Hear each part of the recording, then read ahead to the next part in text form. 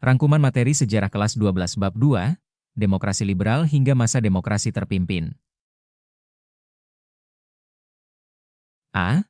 Indonesia di tengah konstelasi Perang Dingin.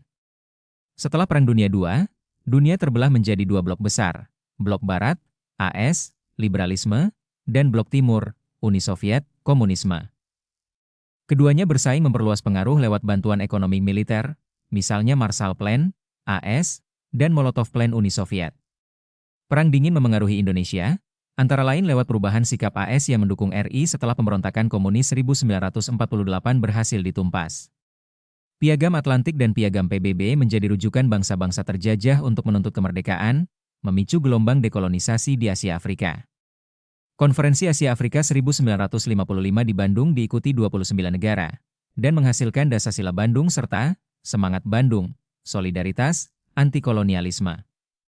KAA turut melahirkan Gerakan Non-Blok, GNB, tahun 1961 di Beograd, dengan Indonesia sebagai salah satu pelopor. Arsip KAA telah diakui UNESCO sebagai Memory of the World sejak 2015. B. Ketersebaran kekuatan dan identitas nasional baru. 1. Gerakan perempuan, periode 1950 sampai 1960 menjadi masa progresif gerakan perempuan, dengan organisasi seperti Aisyah, Muslimat, dan Gerwani, dari gabungan Gerwis, dimanfaatkan PKI untuk pemilu 1955.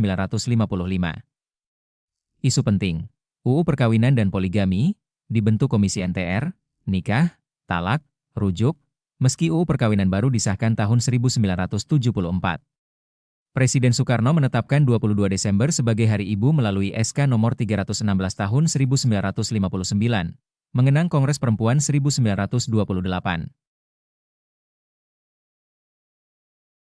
2. Pemilihan umum pertama, 1955. Ketidakstabilan kabinet pada masa demokrasi liberal mendorong lahirnya UU Nomor 7 Tahun 1953 tentang Pemilu DPR. Pemilu digelar 29 September 1955 diikuti lebih dari 39 juta pemilih di 16 daerah pemilihan, menggunakan sistem perwakilan berimbang. 4 besar perolehan kursi, PNI, Masyumi, NU, dan PKI. Ketidakstabilan pasca pemilu, jatuhnya Kabinet Ali, kebuntuan konstituante, memicu dekret Presiden 5 Juli 1959, kembali ke UUD 1945, konstituante dibubarkan, dan Indonesia memasuki era demokrasi terpimpin. 3. Nasionalisme, agama, dan komunis, Nasakom. Konsep Nasakom digagas Soekarno sejak 1926, tulisan di Sulu Indonesia Muda, sebagai persatuan nasionalisme, Islamisme, dan Marxisme, diterapkan resmi pada masa demokrasi terpimpin. Hatta menentang konsep ini sehingga Dwi Tunggal Soekarno-Hatta berpisah jalan. Soekarno memperkenalkan Nasakom di forum PBB, pidato, To Build the World Anew, 30 September 1960, sebagai alternatif demokrasi parlementer yang dianggap melindungi kapitalisme. Ideologi Nasakom runtuh setelah peristiwa gerakan 30 September 1965. C. Ketidakseimbangan relasi pusat dan daerah serta ancaman disintegrasi. 1. Darul Islam Tentara Islam Indonesia, bermula dari kekecewaan SM Kartosuwiryo terhadap perjanjian Renville, 1948, yang dinilai merugikan RI. Ia memproklamasikan negara Islam Indonesia pada 7 Agustus 1949, ditangkap 4 Juni 1962 lewat operasi Pagar Betis. Gerakan serupa muncul di berbagai daerah, Amir Fatah, Jawa Tengah, Daud Beuruh di Aceh, 1953, akibat penurunan status Aceh dari daerah istimewa menjadi karesidenan, berakhir lewat Musyawarah Kerukunan Rakyat Aceh 1962, Kahar Muzakar di Sulawesi Selatan, 1952, dan Ibnu Hajar di Kalimantan Selatan, keduanya berhasil diredam TNI pada 1965. 2.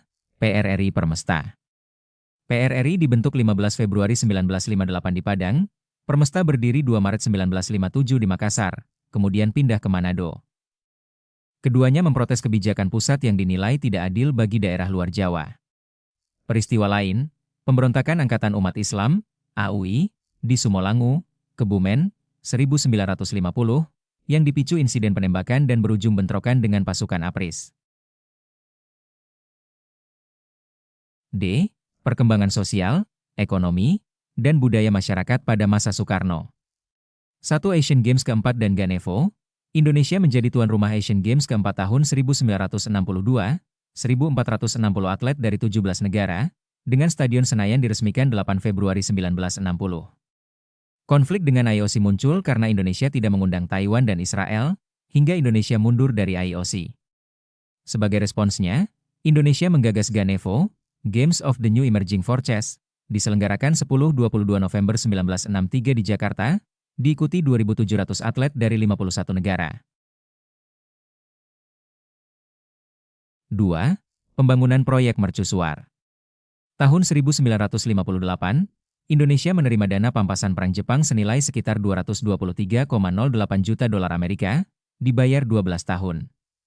Dana digunakan untuk proyek 3K, Bendungan Karangkates, Konto, Kanan, Hotel Indonesia, Hotel Bali Beach, Hotel Samudra Beach, dan Toserba Sarinah.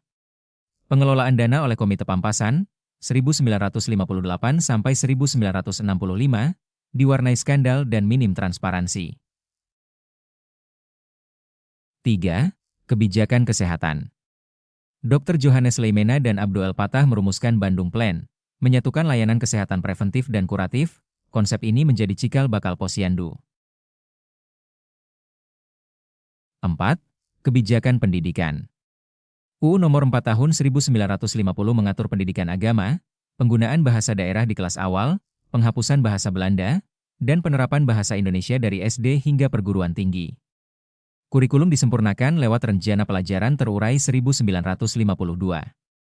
Program wajib belajar 6 tahun dan pemberantasan buta huruf digalakkan, namun terganggu oleh krisis ekonomi, inflasi hingga 600% menjelang akhir era Soekarno.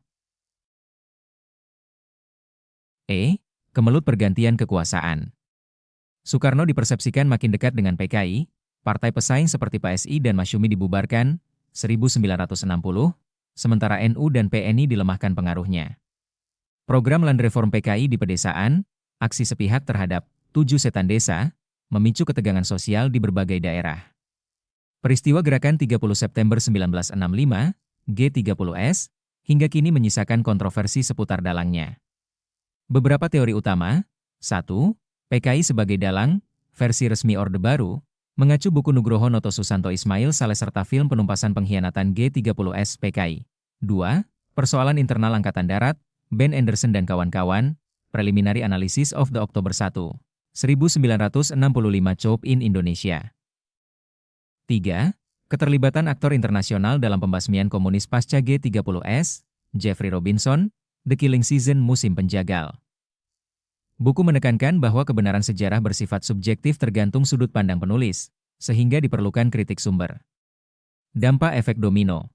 Kekuasaan Presiden Soekarno berangsur dikurangi, PKI dibubarkan dan dinyatakan organisasi terlarang melalui TEP MPRS nomor 25 MPRS 1966, yang juga melarang penyebaran komunisme, Marxisme, dan Leninisme. Anggota PKI dan organisasi yang terkait mengalami diskriminasi dan penindasan.